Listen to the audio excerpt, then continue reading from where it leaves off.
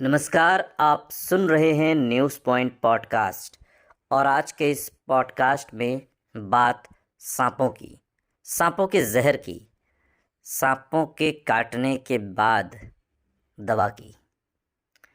सांप जब भी सामने आता है या आसपास से भी गुजर जाता है तो ज़्यादातर लोग घबरा जाते हैं। लोगों को सांप से ज़्यादा उसके जहर से डर लगता है। हालांकि ज़्यादातर सांप जहरीले नहीं होते, लेकिन जिनमें जहर होता है लोग उनके आसपास भी नहीं फटकना चाहते हैं। किंग कोबरा, करैत, ब्लैक माम्बा, रसेल वाइपर जैसे कई जहरीले सांप हैं जिनसे हर शख्स खौफ खाता है। लेकिन क्या आप जानते हैं कि एक ऐसी जनजाति भी है जो इन जहरीले सांपों के साथ ही खेलते हैं। वो सबसे ज़्यादा जहरीले सांपों को नंगे हाथों से ऐसे उठा लेते हैं जैसे कोई खिलौना हो। हम भारत में पाई जाने वाली इरुला जनजाति की बात कर रहे हैं।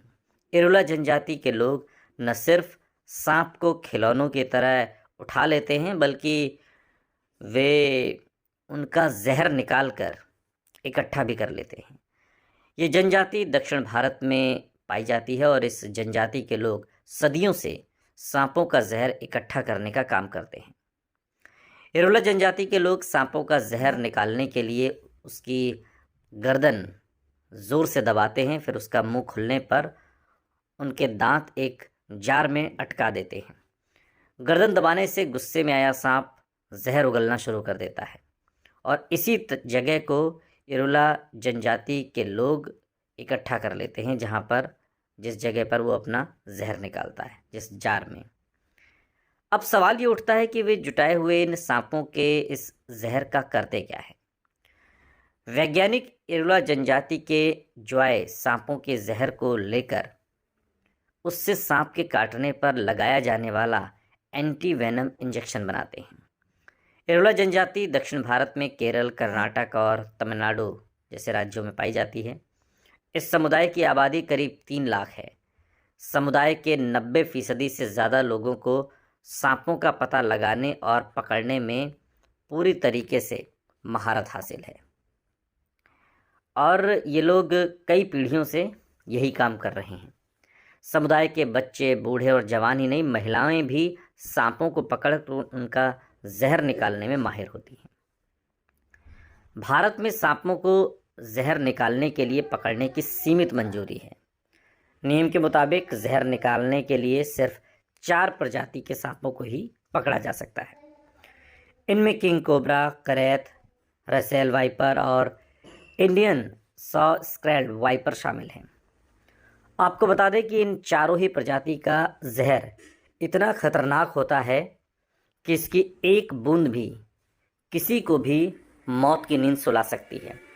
और वहीं इरुला जनजाति के लोग इनका जहर ऐसे निकाल लेते हैं जैसे हम सुबह सुबह टूथपेस्ट से ट्यूब निकालते हैं। इस समुदाय के लोगों जैसे ही जहरीले सांप वो देखते हैं, वो बिना देर किए उसे दबोच लेते हैं और उसका जहर निकाल लेते हैं।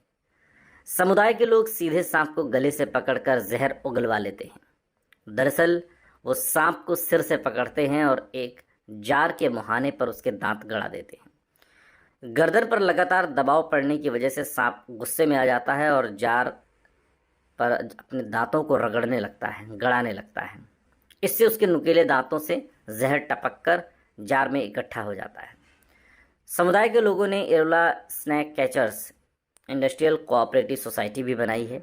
ये सांप का जहर इकट्ठा करने वाली दुनिया की सबसे बड़ी सोसाइटी है और सोसाइटी की स्थापना साल 1978 में हुई थी और आज इसके सैकड़ों सदस्य हैं। समुदाय के लोग जहर निकालकर फार्मा कंपनियों को महंगी कीमत पर बेच देते हैं। ये काम सरकार की मंजूरी के साथ किया जाता है ताकि जहर से एंटी वेनम इंजेक्शन बनाया जा सके। इतिहास में इरुला जनजाति शिकारी समुदाय के तौर पर दर्ज है। आज़ादी से पहले ये समुदाय अंग्रेज़ों को सांप बेचता था। दरअसल अंग्रेज़ों को सांप की खाल बहुत पसंद आती थी। फिर 1972 में वन्यजीव संरक्षण कानून आने के बाद सांप के शिकार पर प्रतिबंध लग गया। इसकी वजह से इनकी कमाई बंद हो गई। फिर वैज्ञानिक रोमल्स वेस्टेकर ने 1978 में इरोला जनजाति के लोगों के साथ दोस्ती की और एक समिति की स्थापना की। व्हिटकर ने ही जनजाति के लोगों को सांप को पकड़ने की जिम्मेदारी दी और इसके बाद ये समुदाय सांप के शिकारियों से जीवन रक्षक बन गए। समिति के लोगों को जहर निकालने के लिए सरकारी लाइसेंस दिया जाता है और हर साल इन्हें 13,000 सांप पकड़ने की छूट रहती है। इससे इन्हें तकरीबन 25 करोड़ रुपए तक की तगड़ी कमाई हो जाती है। जिन इलाकों में ये समुदाय रहता है वहाँ बहुत गर्मी होती है, लिहाजा सांपों को चौड़े किनारों वाले मिट्टी के बर्तनों में रखा जाता है। बर्तन को सूती कपड़े से ढक दिया जाता है, फिर एक धागे से कपड़े को बांध दिया जाता है। समिति के लोग एक सांप को 21 दिन तक ही अपने पास रख सकते हैं और इस दौरान वो उसका 4 बार जहर निकाल सकते हैं। तो ये कहानी सांपों को पकड़ने वाले और सांप के जहर की और जहर से बनने वाले इंजेक्शन की। ये पॉडकास्ट आपको कैसा लगा कमेंट बॉक्स में हमें ज़रूर बताइएगा। इस तरह के और पॉडकास्ट के लिए सुनते रहिए न्यूज़ पॉइंट पॉडकास्ट, आपकी आवाज़।